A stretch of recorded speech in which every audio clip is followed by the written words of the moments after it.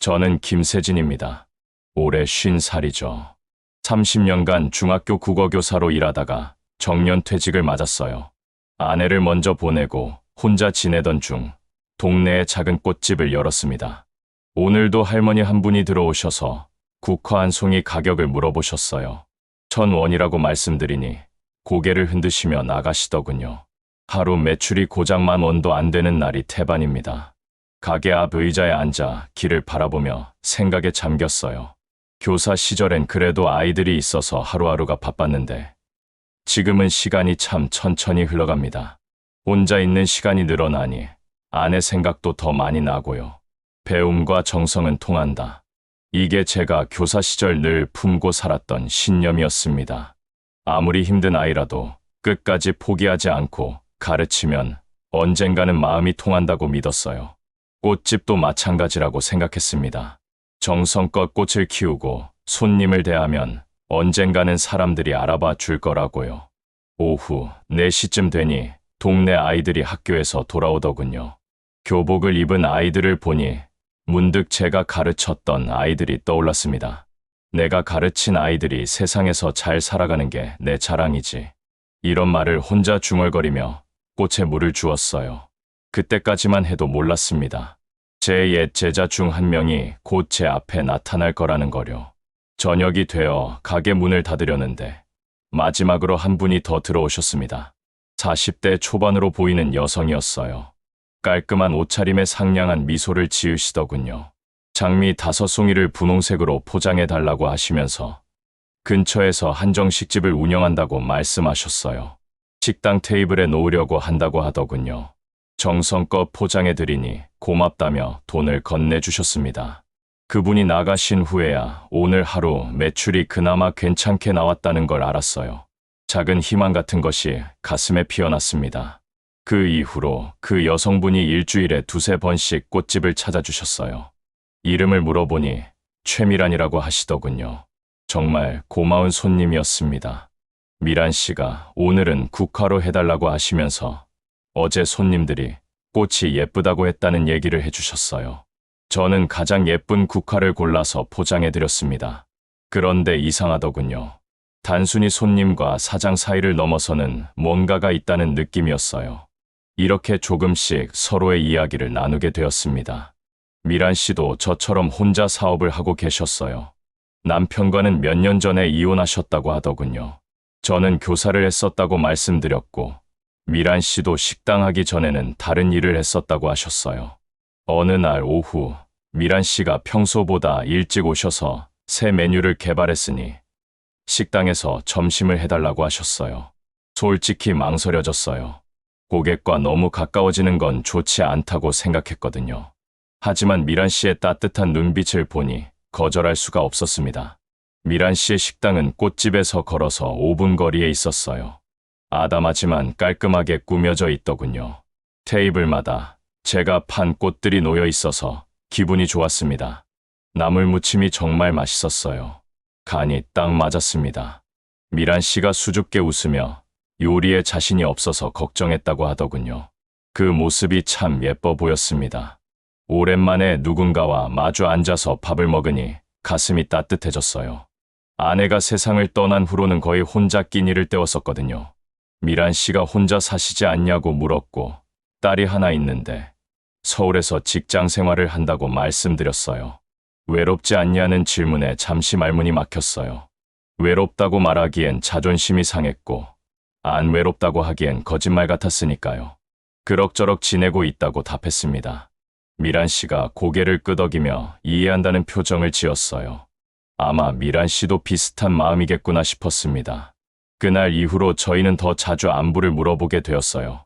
그런 평온한 일상이 계속되리라 생각했는데 어느 날 갑자기 예상치 못한 손님이 나타났습니다. 꽃집 문을 열고 들어온 남자를 보는 순간 깜짝 놀랐어요. 박도윤이었습니다. 제가 20년 전쯤 가르쳤던 제자 중에서도 가장 말썽을 부렸던 아이였어요. 도윤이가 환하게 웃으며 인사했습니다. 예전에 비해 많이 달라 보였어요. 깔끔한 정장 차림에 자신감 넘치는 모습이었습니다. 중학교 때는 늘 반항적이고 거칠었던 아이였는데 말이죠. 선생님 소식을 듣고 찾아왔다면서 꽃집을 한다고 해서 왔다고 하더군요. 도윤이는 가게를 둘러보며 감탄했어요. 하지만 제 눈에는 초라해 보이는 게 분명했을 텐데 괜찮다고 말하더군요. 지금은 IT 회사를 운영하는 사업가가 되어 있었어요. 덕분에 잘 살고 있다고 하더군요. 솔직히 놀랐어요. 그 말썽꾸러기가 사업가가 되다니요. 하지만 한편으로는 뿌듯했습니다. 제가 가르친 아이가 성공했다는 게 기뻤어요. 그런데 도윤이가 갑자기 이 가게에 투자해서 키워주겠다고 말했어요. 선생님께 은혜를 갚고 싶다는 거였죠. 중학교 때 자신 때문에 얼마나 고생했냐면서. 그런데도 끝까지 포기하지 않고 돌봐줬다고 하더군요. 도윤이의 눈이 촉촉해졌어요. 하지만 저는 고개를 저었습니다. 고마운 마음은 알겠지만 내 가게는 내 힘으로 꾸려가겠다고 말했어요. 나는 누구한테 신세지고 싶지 않다고 단호하게 거절했습니다. 저의 단호한 말에 도윤이는 아쉬워했지만 더 이상 강요하지는 않았어요. 그 후로도 몇 번 더 찾아왔지만 저는 계속 거절했습니다. 자존심 때문이었죠. 제자한테 도움받는다는 게 체면이 서지 않았어요. 하지만 그때 몰랐습니다. 도윤이의 등장이 제 인생에 얼마나 큰 변화를 가져올지 말이에요. 도윤이가 나타난 후부터 뭔가 달라지기 시작했어요. 미란 씨와의 관계에서 미묘한 변화가 느껴졌습니다. 어느 날 미란 씨가 평소와 다른 표정으로 꽃집에 들어와서 박도윤이라는 분을 아냐고 물어봤어요. 깜짝 놀랐습니다.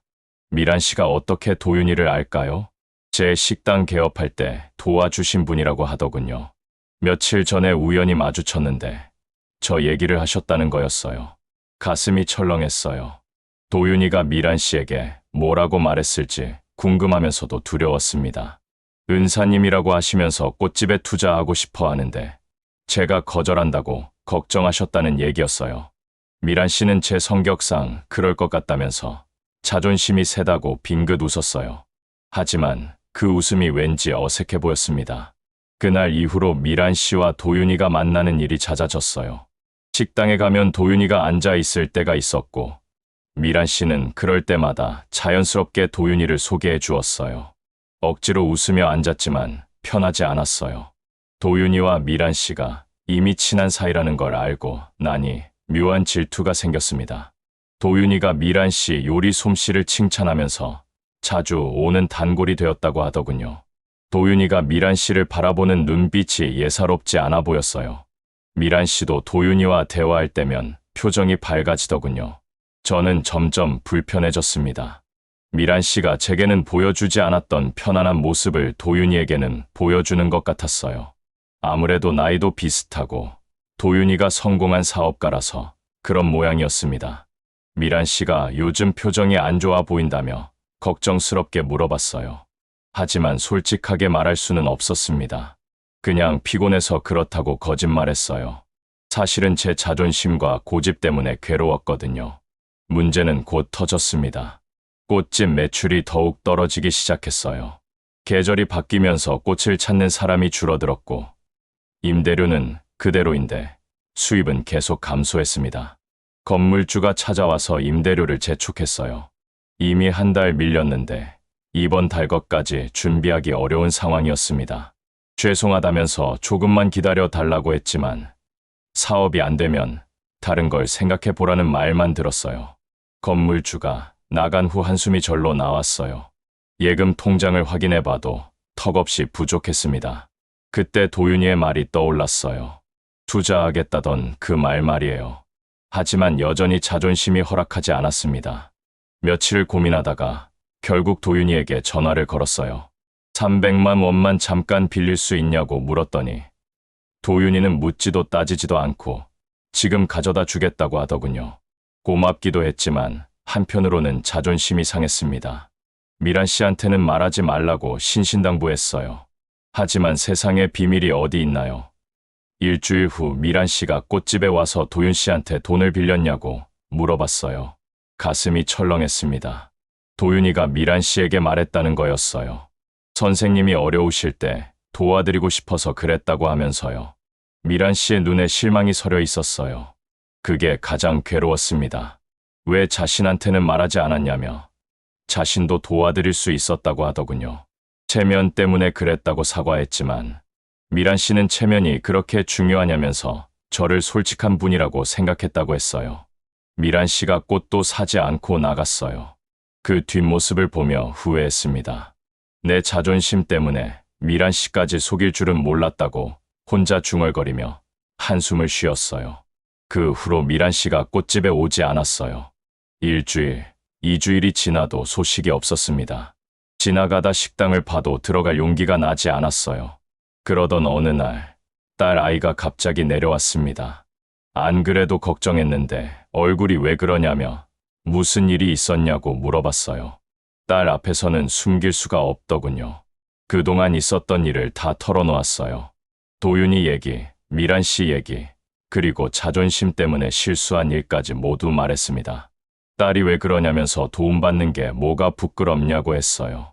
평생 남한테 신세지지 않고 살아왔는데 그게 쉽게 되냐고 답했더니 혼자서 다 감당하려고 하지 말라고 하더군요. 사람은 혼자 살 수 없으니 서로 도우며 사는 거라고 했어요. 아버지가 선생님이었을 때도 아이들을 도왔잖냐면서 그때는 왜 자연스럽게 했는데 이제 와서 도움받는 건 왜 어려워하냐고 물었습니다. 딸의 말이 맞았어요. 저는 평생 원칙과 체면으로만 살아왔습니다. 하지만 정말 중요한 건 사람과의 관계였고 진심이었어요. 딸은 미란 씨한테 사과드리고 도윤 씨한테도 고마움을 제대로 표현하라고 했어요. 딸이 서울로 올라간 후 저는 많은 생각을 했어요. 교사 시절을 떠올려 봤습니다. 그때는 왜 그렇게 자연스럽게 아이들을 도울 수 있었을까요? 그때는 제가 도움을 주는 입장이었구나. 지금은 도움을 받는 입장이 되니까 자존심이 상하는 거였어요. 하지만 생각해보니 그것도 착각이었습니다. 교사일 때도 아이들한테서 받은 게 많았어요. 기쁨도, 보람도, 감동도 아이들이 준 거였으니까요. 사람은 서로 도우며 사는 거다. 딸의 말을 되뇌며 결심했어요. 이제 진심으로 사람들과 관계를 맺어야겠다고 말이에요. 용기를 내서 미란 씨 식당에 갔습니다. 문을 열고 들어서니 미란 씨가 놀란 표정으로 저를 바라봤어요. 다른 손님들도 있었지만 신경 쓸 겨를이 없었어요. 할 말이 있다면서 정말 죄송하다고 했어요. 제가 잘못했다면서 고개를 깊이 숙였습니다. 미란 씨가 당황하며 일으켜 세우더군요. 제 자존심 때문에 미란 씨를 속였다고 용서해달라고 했어요. 미란 씨의 눈가에 눈물이 맺혔어요. 자신도 이해한다면서 제 마음 몰라서 그런 게 아니고 다만 더 솔직했으면 좋겠다고 생각했을 뿐이라고 하더군요. 그날 저녁 도윤이도 식당에 왔어요. 저는 도윤이에게도 제대로 인사했습니다. 고맙다면서 미안하다고 했어요. 자존심 때문에 도움을 거절한 것에 대해서 말이에요. 도윤이가 환하게 웃으면서 제 인생의 전환점은 선생님이 저를 끝까지 포기하지 않았던 그때였다고 했어요. 중학교 때 자신은 정말 문제아였는데 다른 선생님들은 다 포기했지만 저만은 끝까지 믿어줬다는 거였어요. 그래서 지금의 자신이 있다고 하더군요. 그때는 당연한 일을 했을 뿐이라고 답했더니 선생님께는 당연한 일이었을지 모르지만 자신한테는 인생을 바꾼 일이었다고 했어요. 그러니까 이제 자신이 저를 도와드리는 것도 당연한 거라고 하더군요. 도윤이의 말을 듣고 나니 마음이 편해졌어요. 이제 제자의 도움을 받아들이기로 결심했습니다. 그럼 함께 해보자면서 단 내 방식대로 하는 거라고 했어요. 미란 씨도 박수를 치면서 이제 우리 셋이 함께 뭔가 재미있는 일을 해보자고 했어요. 꽃집과 식당이 협력해서 작은 이벤트 같은 거 말이에요. 그렇게 해서 우리는 마을 사람들을 위한 작은 축제를 준비하기 시작했습니다. 한 달 후, 우리가 준비한 작은 축제가 열렸습니다. 꽃집 앞 공터에서 미란 씨의 음식과 제 꽃을 함께 판매하는 행사였어요. 동네 사람들이 하나둘 모여들었습니다. 꽃이 정말 예쁘다면서 음식도 맛있고 좋은 아이디어라고 하더군요. 생각보다 많은 분들이 와주셨어요. 도윤이는 뒤에서 묵묵히 도와주었고 미란 씨는 정성껏 준비한 음식을 대접했어요. 저는 꽃 한 송이 한 송이의 마음을 담아 포장해 드렸습니다. 미란 씨가 작은 무대로 저를 밀어 올리면서 말씀 좀 해달라고 했어요. 마이크를 잡고 보니 많은 사람들이 저를 바라보고 있었습니다. 꽃집을 하는 김세진이라고 인사하니 박수 소리가 들렸어요. 저는 오랫동안 혼자 힘으로만 살아가려고 했지만 깨달았다고 말했습니다. 혼자가 아니라 함께할 때 더 아름답다는 것을 말이에요. 도윤이와 미란 씨를 바라봤어요. 두 사람이 환하게 웃고 있었습니다. 제가 가르친 아이들이 세상에서 잘 살아가는 게 제 자랑이라고 생각했는데, 이제는 그 아이들이 저를 도와주는 게 더 큰 자랑이라고 말했어요. 관중들이 따뜻한 박수를 보내주었어요. 축제가 끝나고 뒷정리를 하면서 도윤이가 오늘 정말 좋았다고 했어요. 저도 오랜만에 이렇게 기분 좋은 하루를 보냈다고 답했습니다. 미란 씨도 웃으며 우리 자주 이런 행사를 하자고 했어요. 동네가 더 활기차지는 것 같다고 하더군요. 저는 고개를 끄덕였습니다. 이제 더 이상 혼자가 아니었어요. 함께할 사람들이 있었고 서로 도우며 살아갈 수 있다는 걸 알았습니다. 그날 밤 꽃집에서 마지막 정리를 하면서 생각했어요. 인생의 두 번째 봄이 시작된 것 같았습니다. 아내를 잃고 외롭던 시간들, 자존심 때문에 힘들었던 나날들이 모두 의미가 있었던 것 같아요. 이제 제게는 새로운 가족 같은 사람들이 생겼습니다. 옛 제자 도윤이, 소중한 친구 미란 씨, 그리고 저를 믿어주는 동네 사람들 말이에요. 창문 너머로 보이는 하늘에 별이 반짝이고 있었어요. 아내에게 말하는 것처럼 중얼거렸습니다. 여보, 나 이제 괜찮아. 혼자가 아니야. 그리고 내일을 위해 꽃에 물을 주었어요.